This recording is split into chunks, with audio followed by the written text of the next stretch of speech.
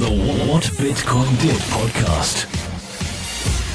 Hi there, how are you all? Welcome to the What Bitcoin Did podcast, which is brought to you by Kraken, the best place to buy, sell, and trade digital currencies. I'm your host, Peter McCormack, and today I've got a short bonus interview with Luke Dashjr, who I previously thought was Luke Dashjr, but somebody corrected me recently. And before we get into it, just a couple of notes.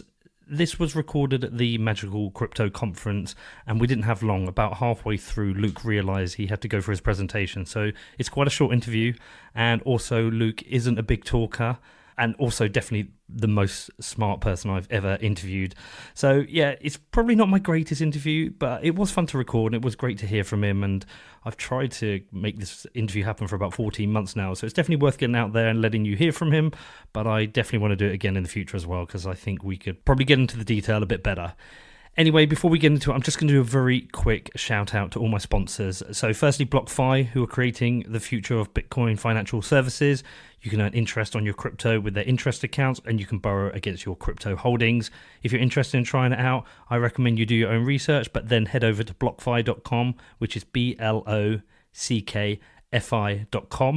Next up is Dropbit, the best Bitcoin wallet I've ever used. It's kind of like Venmo for Bitcoin, and you can even text Bitcoin to your friends using a mobile phone number. It's available on iPhone and Android, and you can find out more at dropbit.app, which is dropbit.app.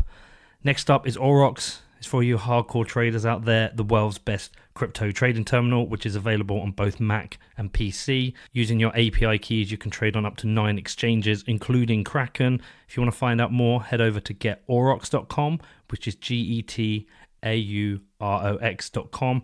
And lastly, Kraken, the best exchange for buying and selling digital assets, the only place I use to buy and sell Bitcoin. They can support simple buying for new traders, and they've got advanced tools for you more experienced traders, including margin and futures trading. If you want to join me in supporting Kraken, head over to kraken.com, which is KRAKEN.com. And if you want to support the show, head over to my website. It's whatbitcoindid.com. Click on the support section. It will explain everything you can do. And a big thanks to my Patreon top tier sponsor, which is Rise Wallet, a new way into Bitcoin. No sign-ups. You just scan the card and you are holding Bitcoin. Find out more by heading over to risewallet.com. Okay, on to the interview. I hope you enjoyed. If you've got any questions about it, feel free to reach out to me. My email address is hello@whatbitcoindid.com. So what happens if I say I don't want to answer that to everything? And if you say that to everything, then we don't have we have this moment here. That's all we have. We have this short moment here, and I'll say I've got an interview with Luke Dashjr, and it's 20 seconds long. Do you know what's funny? So I'm a very late newcomer to Bitcoin and crypto and the whole scene. And when I first came aware of you, I assumed you worked for Dash. Should I go after Dash for trademark or whatever? I think you should. I think you should have a chat with them about it. All right. Well, look, great to get you on. Do you even know when I first reached out to you and asked you to come on the podcast? I could look it up. It was 10th of March 2018. So it's about 14 months and we've finally done it. So thank you. Thank you for coming on. People want to hear from you. And I've followed you on Twitter for a while, and I know you for basically 3 things. Obviously, you're a Bitcoin developer and support 300k blocks. You're very religious, and you've got 6 children. And I'm not sure which is... I think it's the 6 children that is more than anything that intrigues me, because I've got 2. You think it's easier with 6? I didn't say it was easy, but easier than 2. How is 6 easier? With 2 children, they're constantly fighting for your attention, but they kind of just give up after 3 or 4 children. Well, and they also have siblings to play with, and once they get older, they can help take care of the younger ones once in a while. And one of them wants to be a Bitcoin developer. That's what I hear from his teacher. Well, listen, so I've got lots of things I want to talk to you about today. So I watched your presentation at LeBitConf. Very good, very helpful. For somebody like me who isn't technical, it was very interesting to hear. One of the most important things that stood out to me, and I hadn't heard somebody talk about it like this, was with protocol upgrades, how important the consideration is this is people's money. So does that weigh on you heavily? I suppose. In what way? I mean, it doesn't really come up that often because usually upgrades are not going to affect people's money. If it does, then someone's probably done something wrong designing the upgrade. One of the things that's quite clear what was quite important within the presentation that you talked about, I'd like you to expound on here, is the differences between soft forks and hard forks. And can you explain that in the way someone like me would understand? Like, I know some differences, but what is a hard fork and what is a soft fork, and what are the different considerations for both? A hard fork is essentially really just someone modifies Bitcoin in such a way that it makes it effectively an altcoin, and then is proposing to the community to adopt this altcoin as a replacement for Bitcoin. And so the reason that requires a absolute consensus to succeed is because if anybody chooses not to adopt this new altcoin, then the original Bitcoin continues to exist as Bitcoin, and the altcoin just remains an altcoin. Has it ever happened? I mean, you talked about it happened once in 2013. Yeah. In 2013, we had a bit of a crisis with the buggy consensus rule, and the solution at the time was to fix the consensus rule, and then since nobody knew about this consensus rule, it was assumed that everybody consented to remove it. And so that was scheduled for a month or two later. And what are the instances where you think in the future a hard fork may be required? Have you thought about that at all? Well, you must have, of course. Well, if we do end up needing to do a block size increase down the road, that obviously will require a hard fork. There are various cleanups that would require a hard fork. Whether it's worth it, I don't know. But I mean, if we're doing a hard fork anyway, then it makes sense to put them in. I'm assuming, though, you've probably tried to figure out if you could do a block size change without a hard fork. Is it completely impossible? No, I mean, it's possible to increase the block size with an extension block instead, which is in between soft fork and a hard fork. But it's more complicated and really doesn't have any benefits over just doing a hard fork anyway. Okay, but you're not going to really support an increase in the block size anyway, because you want to reduce it. In the short term. In the short term. So can we talk about that? So it's come up quite a bit. You've talked about a few times that you would like to reduce the block size to 300K. Why is that? That's the point where technology has been able to keep up with the blockchain size. In terms of, is this as important for the syncing of nodes? Right, the initial sync. The initial sync, because at the moment it takes how long? Depends on your hardware, obviously. For some people, It can take a few hours. For others, it can take weeks. But people are coping at the moment with a 1 megabyte block? Not very well. Okay. And we're up to 2 megabyte blocks now. Well, okay. Well, so that's an interesting thing, because people say it's a 1 megabyte block, but with SegWit, explain this to me as somebody who doesn't understand, because I've not heard somebody say... Anybody who says it's a 1 megabyte block is being dishonest at this point. Okay. Because it was increased to 2 meg. I mean, we could theoretically have up to 4 megs, but realistically more like 2 megs with SegWit. Isn't that the block weight, though, or is that something different? The block weight is where it's how you measure the block and where the limit is. The limit is 4 mega weight units, but that's separate from the block size, which is just how many bytes are in the block. So why does everyone keep saying it's still at 1 megabyte? I don't know anyone that knows what they're talking about that says that. Right. I've not heard of it referred to a 2 megabyte block. Maybe I'm an idiot, but I was told it was a 1 megabyte block still, and it's a 4 megabyte block weight. But No. Interesting. Okay. Block weight isn't even measured in bytes. Well, this is what's difficult for somebody like me. Is like I just don't understand these things, and I have to speak to somebody like you to find out about it and understand it. So people are struggling to sync at the moment. So a lot of people just choose not to sync at all, and they're just using light wallets at this point, which is a serious security threat to the network. So you think light wallets are an attack on Bitcoin, don't you? Not an intentional attack, but they function as an attack. They compromise Bitcoin security if too many people are using them. And why is that? Bitcoin doesn't have a centralized authority to dictate the rules. It relies on the community of people to enforce the rules on their own. So light wallets do not enforce the rules. Okay, so it's more important that people have a full node. Right, because if nobody enforces the rules, then there are no rules. Miners can do whatever. They can make inflation. They can steal Bitcoins that other people own. So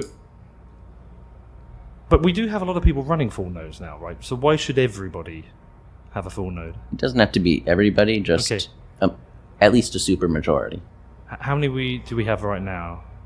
I don't know how many people are using Bitcoin day to day, but unless it's less than 200,000, it's a pretty bad situation because we only have at most 100,000 or so in full nodes. Okay, but I would have thought 100,000 that would be sufficient. No, why is 200,000 a good number?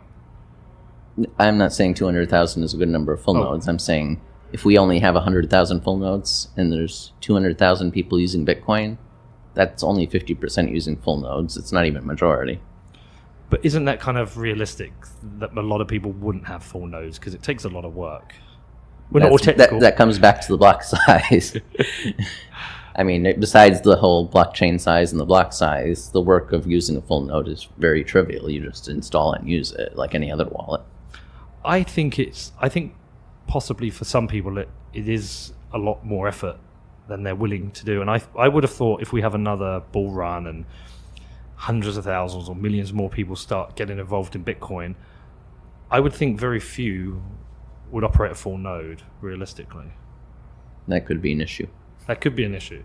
So is it an important percentage then of people? Right. Usually I would say around 85% would to be safe. Right. And why is that? Partially because not just you need the majority, you need a majority throughout all 24 hours of the day. There are people in different countries, if all the full nodes are in the USA and the USA goes to sleep in the middle of the night, does that leave the network insecure overnight and then everyone wakes up to a problem? So how would I want to understand why, say, 20% of people with Bitcoin operating a full node is dangerous for the network. Isn't it important that the total number of full nodes rather than the percentage?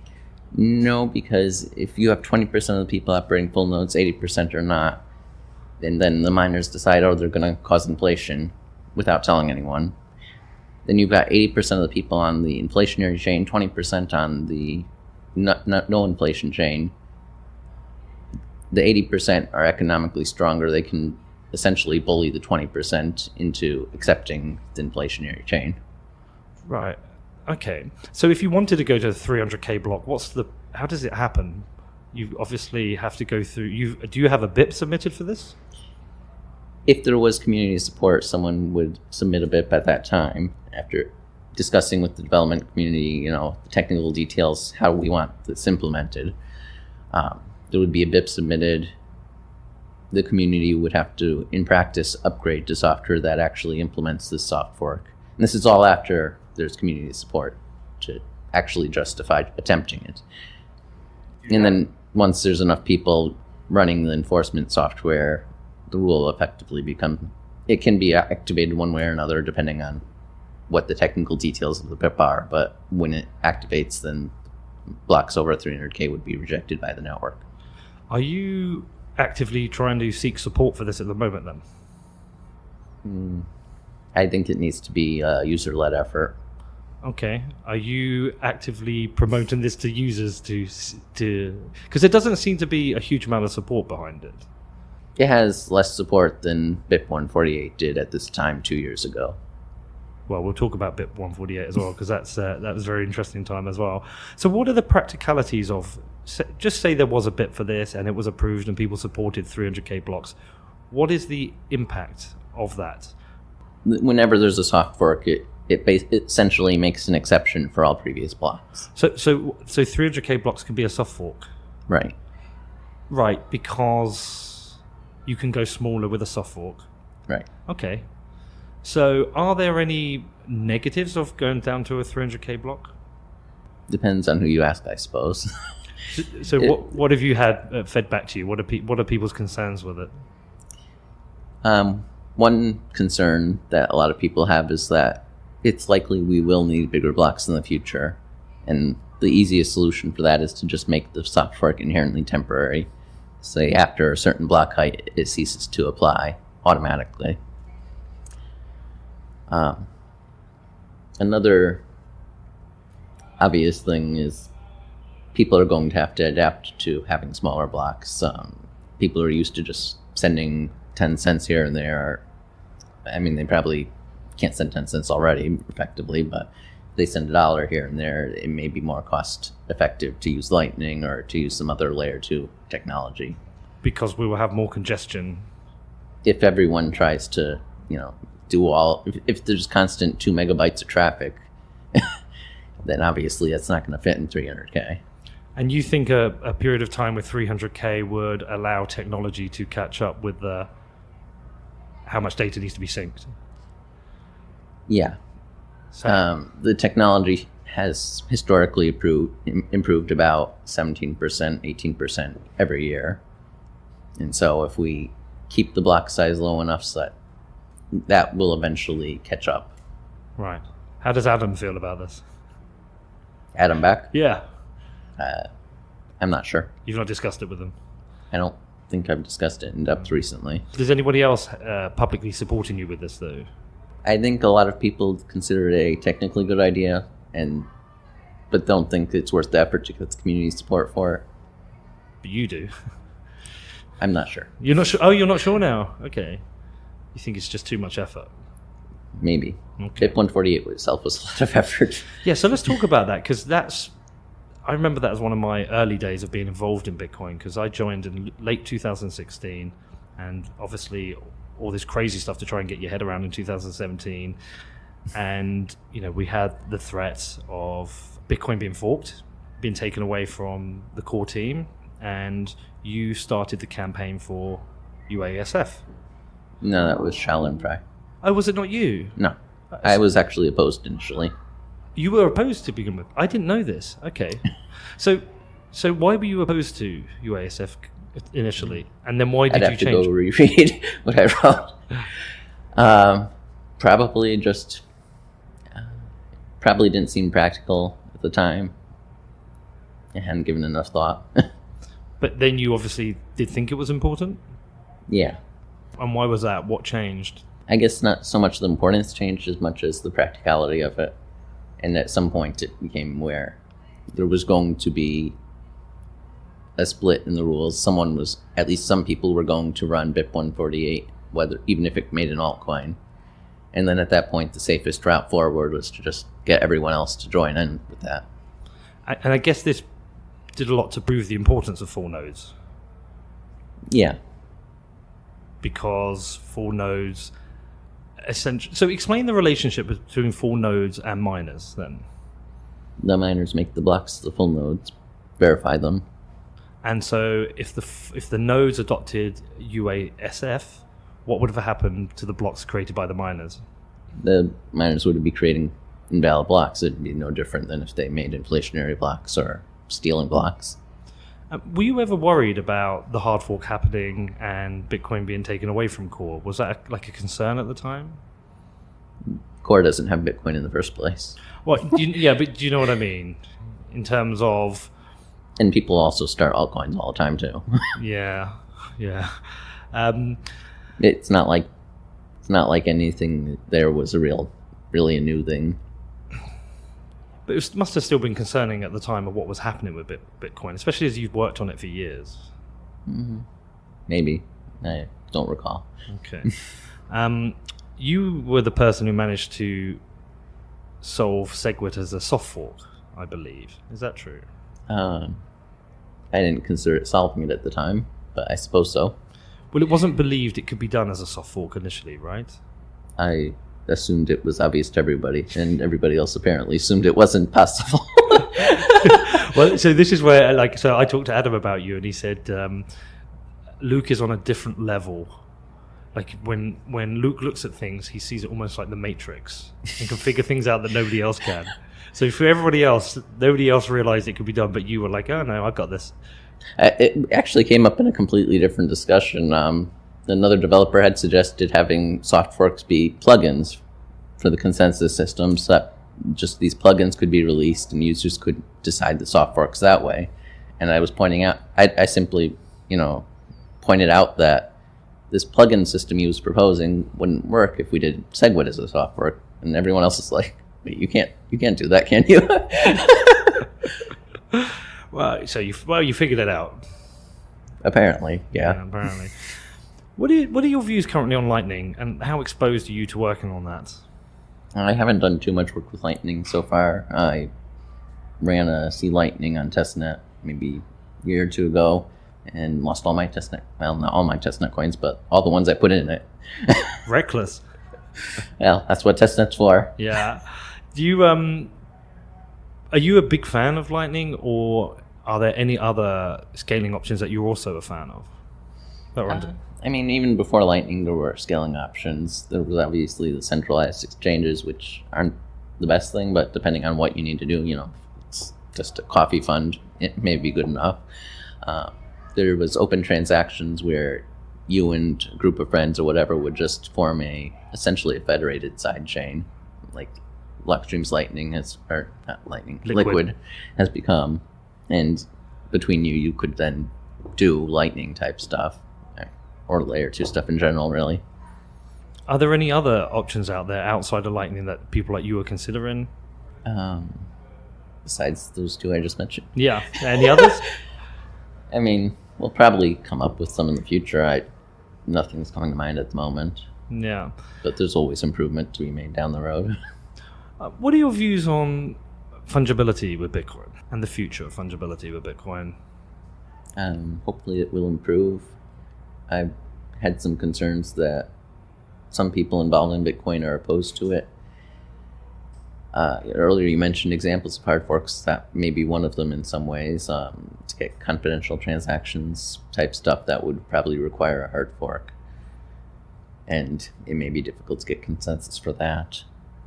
At the same time, layer 2 technologies like Lightning do improve the privacy and potentially the fungibility a significant amount as well. It may be enough by itself. How do confidential transactions on Bitcoin, how are they going to work? How are they proposed to work? Well, there's no proposal at the moment, but okay. It's cryptographic magic. Cryptographic magic. I don't understand the cryptography behind it. Okay. But in terms of, but you said potentially it would require a hard fork. So, right. So how do you know that if you don't know how it's being done? Well, right. The purpose of the full nodes is to maintain the set of coins and the conditions they can be spent. And each of these coins has an amount associated. What confidential transactions does is it hides that amount. Right. So it's inherently impossible for existing nodes to support that because they always know the amount. Okay, I see. Is privacy important to you? To an extent. I don't really care for absolute anonymity. I think a lot of the examples given for privacy are inherently immoral, but at the same time, there are a lot of cases where it's necessary. Otherwise, the alternative is, everybody knows everybody else's finances. If they know that you have this much Bitcoins, they may say their price is higher for you than for others. Right, okay. There's significant downsides to not having at least some minimal layer of privacy. But what are the immoral aspects? You mentioned that then. I know some people like to give an example of purchasing things that shouldn't be purchased. Okay, so almost like dark web transactions. Sure. I mean, there's probably legit dark web transactions, but I suppose that's not what it's intended for. I wouldn't know. You wouldn't know. Well, I guess you're a law-abiding citizen. Yeah. Yeah. It was quite interesting. You put out on Twitter recently, asked people what subjects they would like you to present on, and Adam replied to you and said the threat of quantum computing. How big a threat is this? I'm no quantum computing expert, but my understanding is that there's not much realistic expectation that there will be usable quantum computers that are capable of the full extent of quantum computing in the near future. In the near future. So we're all right for a few years. I think as I understand it, it would take another breakthrough or two. Okay. If the breakthrough happens, are there ways to protect Bitcoin with it? Potentially. A lot of people reuse addresses, which can weaken the protections that are in place. It's unclear exactly what approach would be used to prevent people from stealing Bitcoins. There's a risk that old Bitcoins, such as Satoshi's era, may need to be made invalid to prevent them from being stolen. Maybe there's a way to make them spendable again in the future. I'm not sure. Right. Okay. It was discussed a lot more in 2011, 2012, and I think we reached the point where it was just we can see there's options available if this does happen. We don't need to really think about it. More or less work on the here and now. Okay, all right. What are you working on now?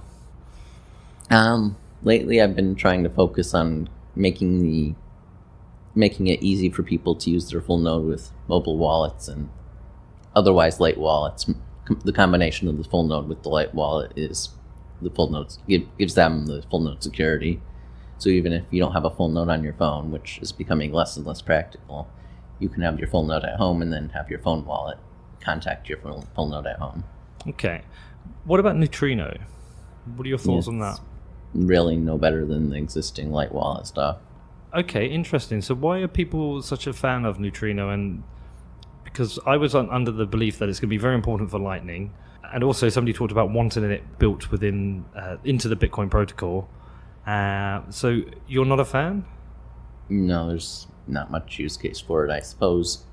One thing it does allow is full nodes that are pruned. It allows them to go back and look at the neutrino filters and pick out which blocks they need to refetch to rescan their wallet if they need to restore a backup. So is Neutrino a risk then? Because if people are supporting Neutrino, perhaps people will have a Neutrino wallet on their phone rather than having a full node. Is that a risk? It's a serious concern, I think. Okay. Unfortunately, we can't uninvent it. But are you talking to people about this? To an extent, I've just brought it up a few times. I probably haven't even brought it up. I probably just replied to tweets. Nicholas Dorier has an article explaining the risks of it and why it's not really a good idea. Okay, so why are people still pursuing it then? What's the benefit? Well, like I said, there are a few edge benefits to just the filter part, at least. It allows prune nodes to rescan backups from a long time ago. Are there any other things that are concerning you right now then? Just the lack of full nodes in general is the biggest thing. It's interesting to hear you talk about that, because I see people promote that you should run a full node, and that's important because I think I've got a quote of yours here actually. You said something about you can't actually use Bitcoin until you self-verify that you've received some. Right. I mean, if you don't have Bitcoin, how are you going to use Bitcoin? Well, so say I have a hardware wallet, say a Trezor or a Ledger, and I always keep my Bitcoin on there and never run a full node. What's the difference? How do you know you have any Bitcoins on there? Because I open my wallet and it says so. But that could be wrong. Unless you have a full node, there's no way to verify that. But I guess I'm putting trust then in Trezor or Ledger giving me accurate information. Right. If you just want to trust someone, why not just use US dollars or PayPal? Yeah, that's a good point. I've just not heard, in my interviews and conversations, I've not heard anyone go into detail on this and explain that it's that important. So basically the message for everyone in then is just to go and run your own full node? Sure. Okay. All right, and how do people keep an eye on your work, Luke? Patreon's important now, right? Patreon is helpful in funding the work. I post mainly on Twitter because it's important for everyone, whether they're funding me or not, to get information. Okay, well listen, I'll share that out, and thanks for coming on the show. Thanks.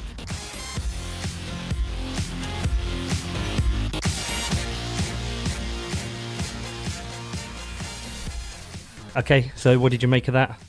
I think after 14 months of trying to get Luke on the show, it was great to finally meet him and talk to him. And while it isn't my best interview, I think it's worth letting people hear from him and getting it out there. So I'd love to do it again, perhaps with a bit more preparation around the topics which people would like to hear Luke talk about. Certain things where I was clearly out of my depth technically, but I am currently reading Mastering Bitcoin. I'm currently working on improving these things and making sure I understand a lot more about how Bitcoin works. So yeah, give me some time on that. Also, it was interesting to just hear him talk about a few things. Firstly, to learn about the real block size. I was always under the impression that we have 1 megabyte blocks. I've heard people talk about this. And since Luke pointed out they're actually 2 megabyte blocks, I've been reading up on this and learning and understanding why with SegWit this is now not true. And it was also interesting to hear Luke talk about why running a node is so important. I'd never really heard anyone talk about the importance of about 85% of the network doing this. Not heard these stats, so yeah, I've fired back up my old laptop. I'm syncing my node. I'm going to make sure I run a full node now, which is obviously super important. Anyway, I hope you enjoyed the interview anyway, even though it was short. And if you do have any questions, feel free to reach out to me. My email address is hello@whatbitcoindid.com.